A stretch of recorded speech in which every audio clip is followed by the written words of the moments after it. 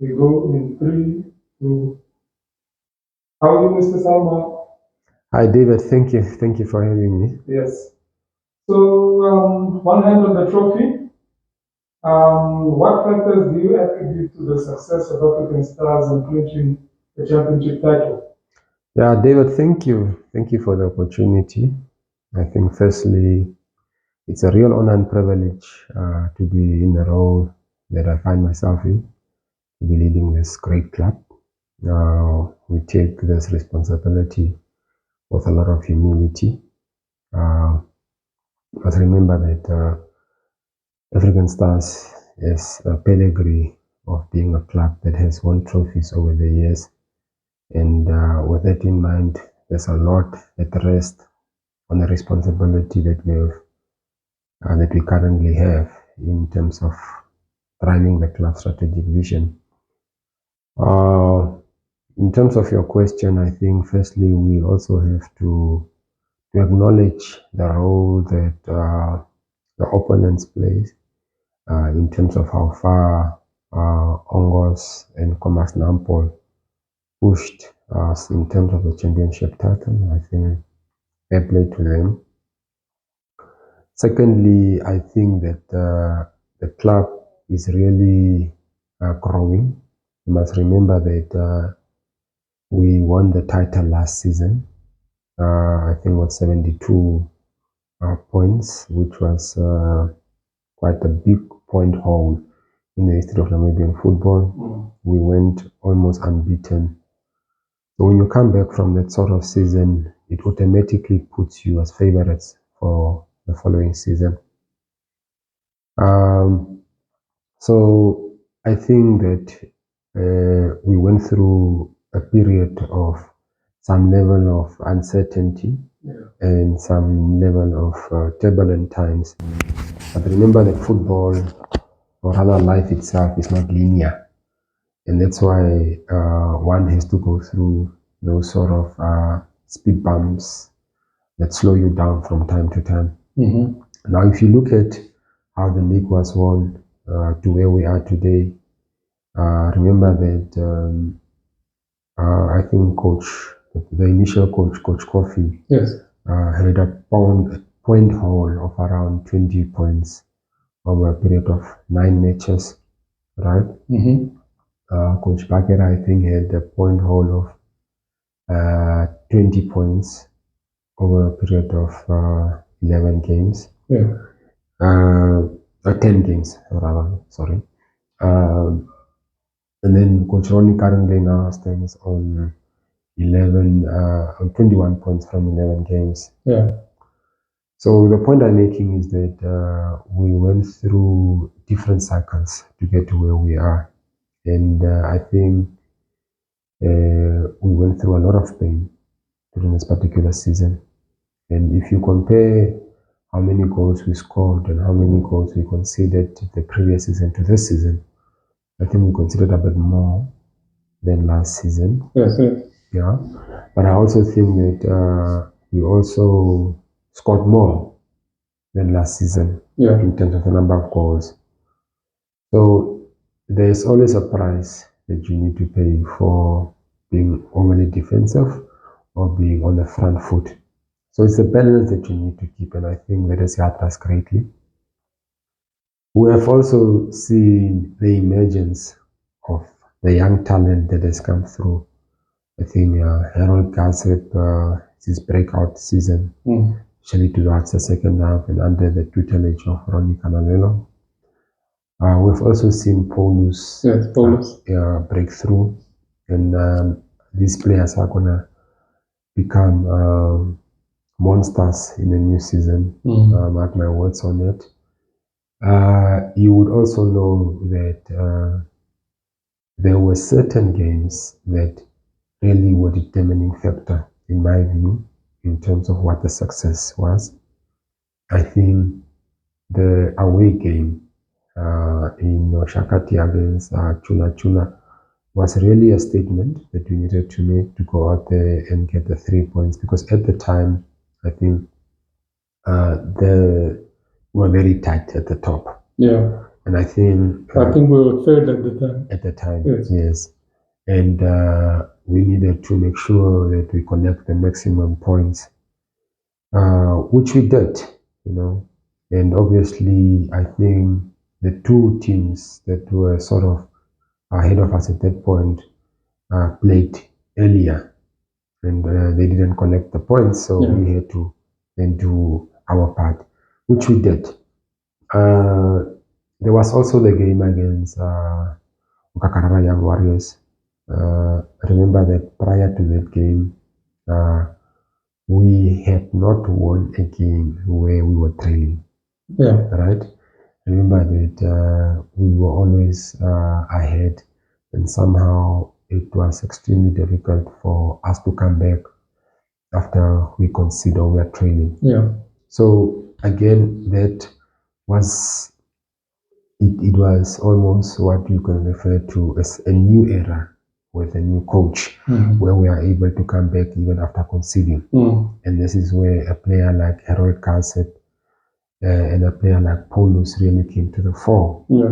I think prior to that, we also had a game against Tigers, where again, after the whole week leading up to that game, I think we played against Cervix the Friday night and we drew 0-0. And then the Sunday, I think we played Tigers. And again, Herald and Paulus exerted themselves quite well. So I think the young people that really broke through in the second half of the season and under the coach Ronnie's tutelage, I think they were a big part to what we achieved this season. Obviously, you cannot undermine the role that Wetu played in terms of his contribution. Remember that the first leg, they were almost unplayable, or the first round between him and Willow.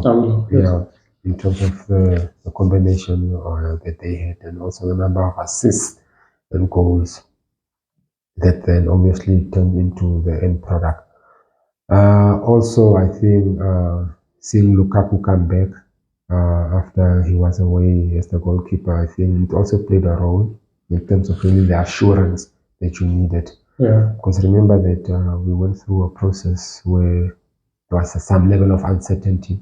But if you've got D0 obviously being the number one goalkeeper, and then he's got Lukaku is pushing him all the way. There's some level of assurance really to know that, and obviously also the young goalkeeper Kashimune, who I think will come through as well in the upcoming season. So, and then obviously I think the most other important factor was really the Okaferandu folklore, in terms of how they really stood by the team. And the 12 men. Yes, the 12 men. But also, you see, the biggest challenge that we have is really to convince people of things they cannot see. And for me, at African Stars, that has been one of our challenges. But one of the things that the Okaferandu folklore has done is really stood by management in some of the difficult decisions that we have taken. And that goes way back, even when we were embroiled in football battles, where the African Stars folklore never second-guessed where management was. Remember, the reorganization of the technical team as we know it now also led to a lot of outcry. But generally, the sentiment from the folklore was that it is the right decision. And we always say that you can only connect the dots backwards, but I think in hindsight now, it was the correct decision to bring in Coach Ronnie Kanalelo.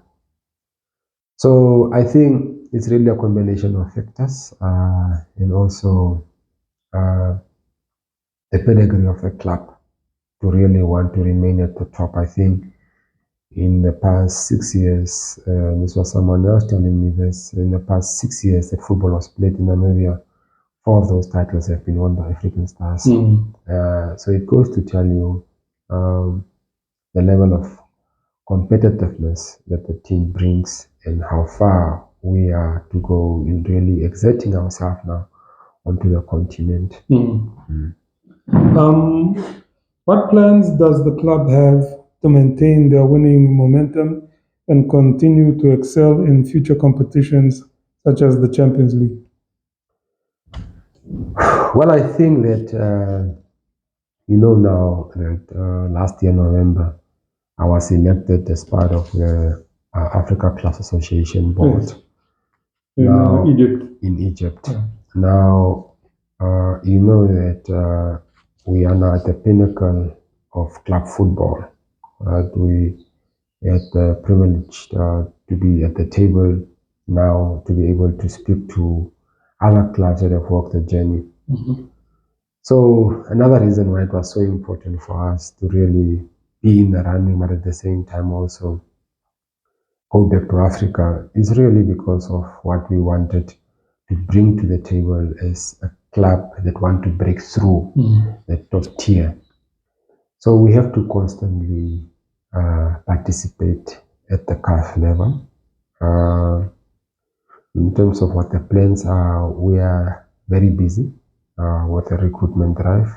We are busy in terms of where the needs are. Obviously, if you think about the second half, I think it was really a strong Namibian core that we had. Yeah. So we won the league really with a local talent, if it were. Yeah.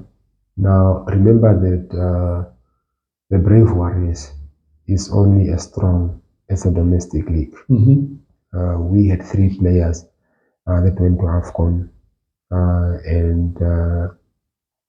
So the first priority for us is obviously to recruit within the domestic market to see where the needs are in consultation with the technical team in terms of who the players that will strengthen, where the areas that we need the strengthening in.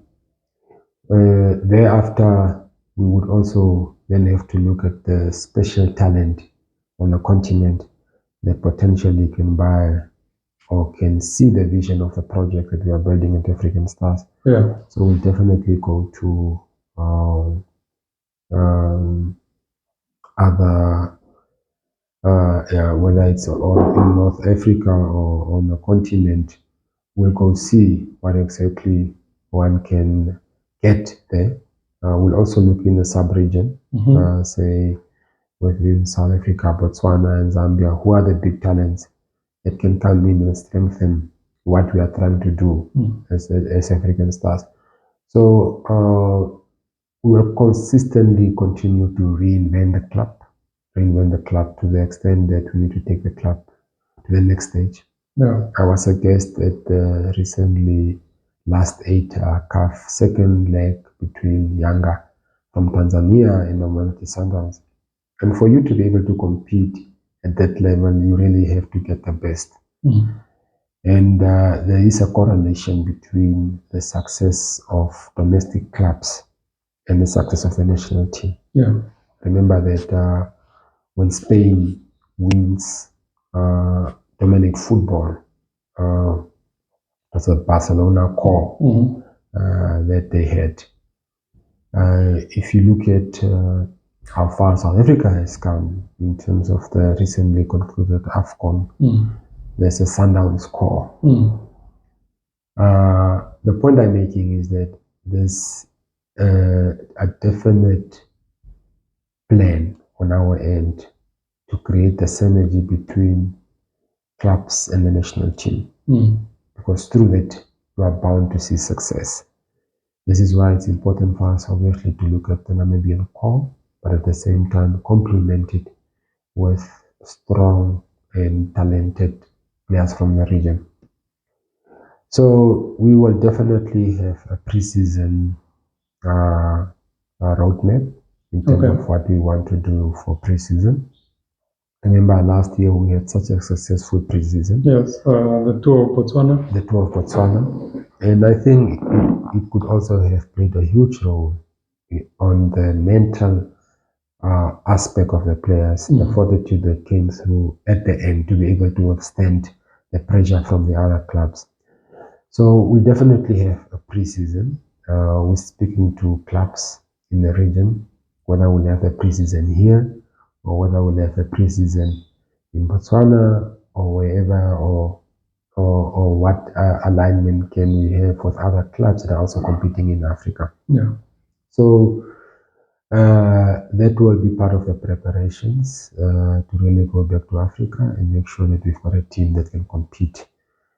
So the recruitment will definitely entail both the domestic top talent and then the top talent in the region, especially to strengthen where the need is. Okay. Just a follow-up. Last season's Champions League campaign was very costly to the club, which was partly due to having to travel to South Africa. Is there a hope that one of our stadiums would be eligible for at least the preliminary stages of the Champions League? Yeah, as part of our program through the last dance, which obviously you would put out, or that has been put out already, we are gonna have a courtesy call to the SG, Mr. Charles Sioya. We're seeing him hopefully on Thursday to have a chat around some of the issues that you are raising then, because I mean, I think it makes sense. It's only logical to have some of these games being played here. It gives us a necessary advantage. It helps us to be able to compete for these teams.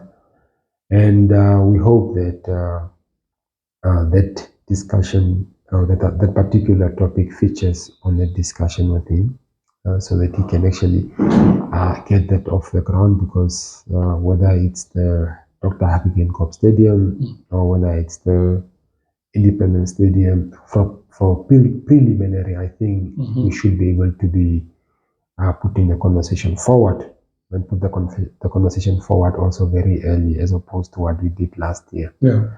So we hope that can happen.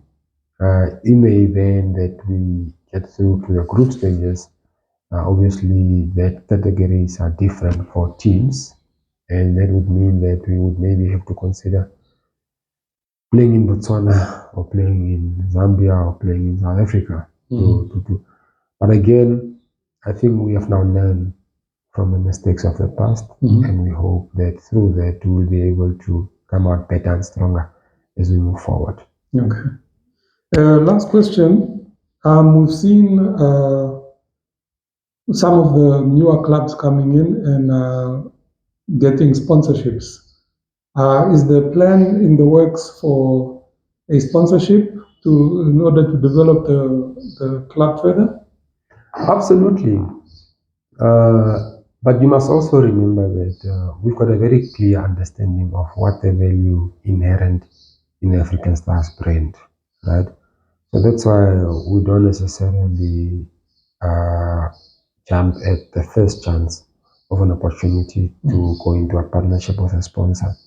Because, I mean, and there's also different mechanisms in terms of how clubs can be funded. And one of those is really the internal funding. And this is what we have worked on in terms of really wanting to strengthen the fundamentals from a funding structure perspective. So if you look at what we have done, we have, for instance, refused to go into agreements where the commercial value of African Stars is undermined.